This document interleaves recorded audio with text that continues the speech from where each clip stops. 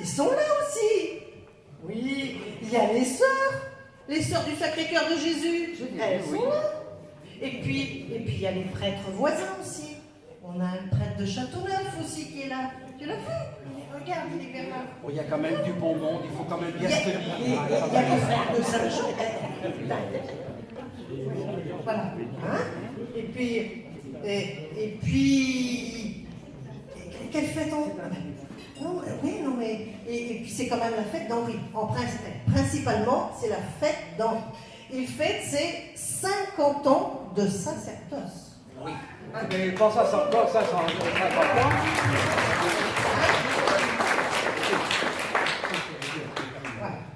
Et puis, c'est un bon vivant, Henri. Il est plein d'humour. Tu sais qu'il sait faire le clown? Ah oui, mais attention, c'est pas n'importe quel clown. C'est le clown de Dieu. C'est pas Quel beau titre! Voilà. Et c'est un très beau titre. Mais dis-moi, moi j'aurais une question à te poser. Hein? Une question qui me tracasse un petit peu là. Si aujourd'hui, tu connais Yako, hein, on sait, hein, voilà, tu as des amis là-bas. Si tu correspondais avec un ami ou d'Yako du Burkina Faso ou de Madagascar, aussi parce qu'on a des attaches là-bas, qu'est-ce que tu lui demanderais? Sais-tu comment est le bon français et quels sont ses défauts? Ah, les défauts du français. Eh bien pour moi, le français est d'abord un bon farceur. Alors oui, ça c'est vrai. Figurez-vous que l'autre jour, j'ai rencontré deux violonistes. Il y avait un Charentais, un Normand. Et il y en a un qui dit à l'autre, eh ben, tu sais, j'ai joué à la cathédrale d'Angoulême et j'ai tellement bien joué que j'ai fait pleurer la statue de la Sainte Vierge. L'autre lui dit, bah, tu sais, moi, hein, eh bien, il y a 8 jours, j'ai fait un concerto dans la cathédrale de Lisieux et j'ai vu le Christ qui s'est détaché de la croix et qui est venu me voir. Et qui m'a dit, dis donc, est-ce que tu connais tes partitions? Bah, je lui ai dit oui, un petit peu. Oui, parce que vois-tu, l'autre jour, il y a un Charentais qui m'a raconté eh bien, qu'il avait très bien joué et que, en définitive, c'est faux. Il a fait pleurer ma mère tellement il a mal joué.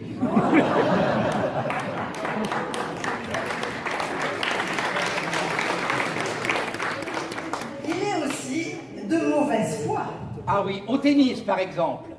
Vous savez, notre adversaire, eh bien, comme on dit, je l'aurais humilié au tennis s'il n'y avait pas eu de filet. Le filet, c'est quand même un grand handicap au tennis. Sans le filet, je gagnais. Forcément.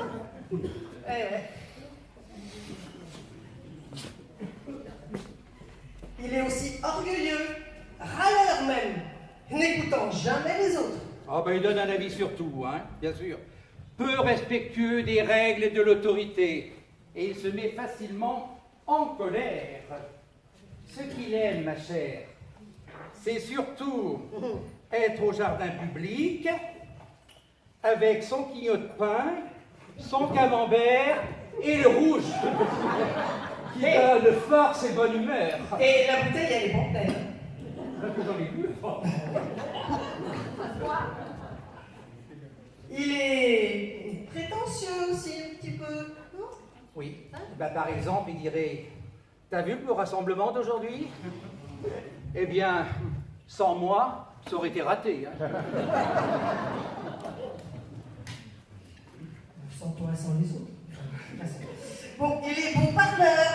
Oui, tu sais, des amis marseillais, par exemple. J'ai un ami marseillais qui disait, il est un sacré pêcheur. Hein.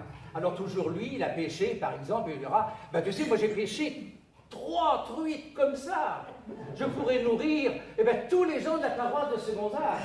Oui, mais en réalité, avec ces 3 truites qu'il a trouvées, on peut crever de faim. Hein. Heureusement, vous inquiétez pas, vous n'avez pas de poisson.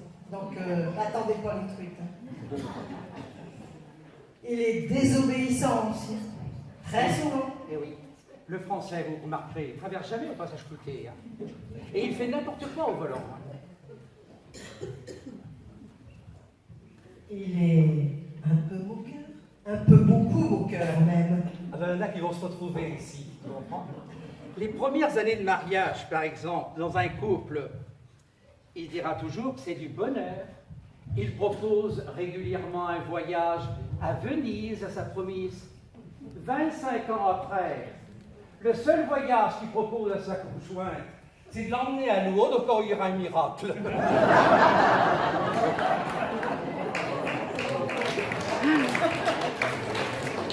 J'espère que parmi vous, quand vous allez au PD à Lourdes, que c'est pas pour ça. Hein. Il est radin aussi, très radin. J'ai connu, imagine-toi, un père qui, bien sûr, sa femme venait d'accoucher, et en allant à la maternité, il a trouvé une gourmette par terre. Eh bien, je donne entre mille.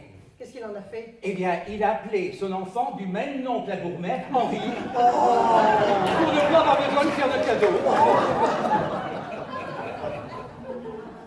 Allez donc, c'est plus que calculateur, et peu courageux en plus, ça, non? Oui, oui. Hein? Eh bien, tu sais, il est peu courageux parce qu'au travail, eh ben, il arrive toujours en retard le matin, mais il repart toujours plus tôt le soir. Ah ouais. Ah mais ça c'est la montre qui est derrière. Hein? Il est négligé aussi. Bah, pourquoi veux-tu qu'il se dise? Bah si, mais écoute, mais le français, qu'est-ce qu'il fait? Il va se laver le devant, c'est uniquement, puisque devant le derrière, on ne voit pas. Il est tête en l'air. Ah oui, ça j'en ai connu un. Imagine pas qu'il a renvoyé ses faire-part de mariage alors qu'il était déjà divorcé depuis 3 ans. Et le jaloux, il y en a des jaloux. Ah oui, le français, il veut toujours que sa femme soit là, soit un mouton, docile à tondre et à parquer. Aussi lui toujours, dis-moi où tu étais, qu'as-tu fait, avec qui tu étais. Et bien, bien sûr, elle lui répond, ben, si tu me demandes, t'as qu'à le savoir, écoute. C'est sûr. Mais bon, la jalousie quand même est bien anti-bonheur, hein, franchement. Ah oui. Bref, il est hypocrite aussi, le français. Ah oui, ça c'est souvent, ça se passe dans les cadeaux, tu sais, peut-être aujourd'hui, je sais pas. Ah ben attends, non mais Henri il n'est pas hypocrite. Ah non, ah non, mais je parle des cadeaux de fête des mères. Ah bon? Devant, tu sais, devant, on dira, oh que c'est beau ma chérie, mais tu as fait des folies, t'aurais pas dû. Derrière, mon Dieu que c'est moche. Où a-t-elle pu d'écouter cette horreur? Au repas, c'est pareil. Oh, ce plat, ma chérie, est délicieux, vraiment. Je sais pas comment tu as fait ta recette. Par derrière, oh là, ça peut être dégueulasse. Hein. J'ai jamais rien mangé d'aussi mauvais. Hein. Ça vous arrive pas, ça c'est pas vrai? Personne n'a dit oui. Bon, enfin bref, on a bien critiqué le français, mais le français moyen a aussi des bons côtés quand même. Il est sociable, il aime la vie, il aime l'amour, il aime les discussions, les plaisanteries, les bons repas, n'est-ce pas? Au fond, le français, il n'est pas méchant. Hein? Quelquefois même, il est généreux, très généreux, très très généreux, et même parfois courageux devant l'adversité. Bon, et pour toi, la française idéale?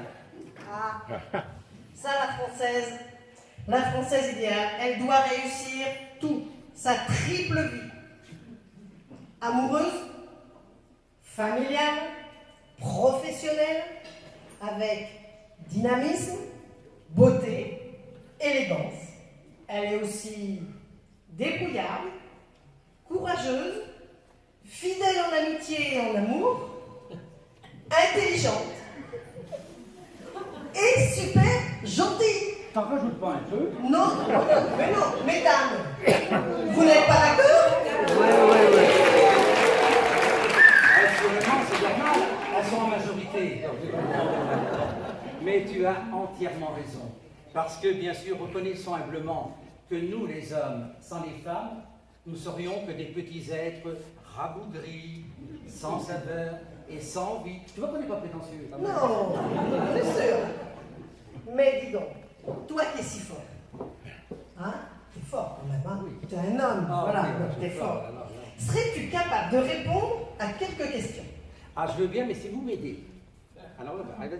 D'accord? Oui, alors, je sais que... Alors, quel est le grand handicap que l'on puisse connaître? Le grand handicap. Le plus grand. Le silence, tu vois. Le silence, peut-être. La peur. La peur. Et le plus beau jour de la vie, c'est quand? Alors là, vous savez quand même. Le plus beau. Aujourd'hui.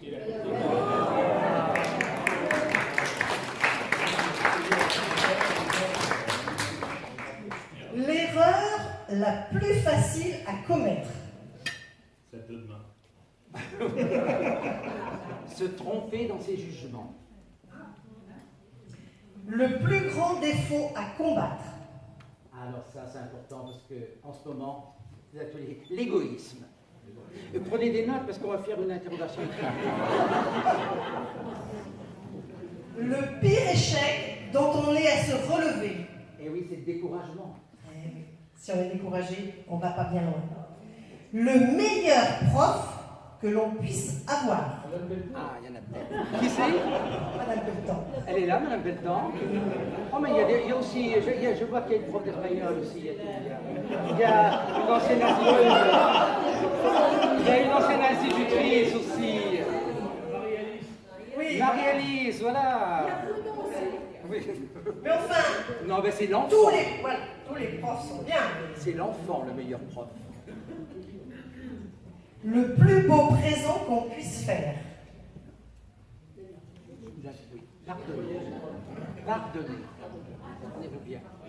Pardonnez, oui. Et la plus belle chose du monde. Alors là, l'amitié. Et c'est bien ce que nous vivons maintenant, hein. C'est pas vrai? En conclusion, une des principales clés du bonheur, C'est d'arriver à se passer de ce que l'on n'a pas de ce que l'on n'a plus, et de ce que l'on n'aura jamais, sans se demander si l'autre l'a là encore, ou l'aura. Et tout se termine par une chanson avec notre ami Jean-Charles, et j'aimerais bien que notre petite Estelle vienne aussi.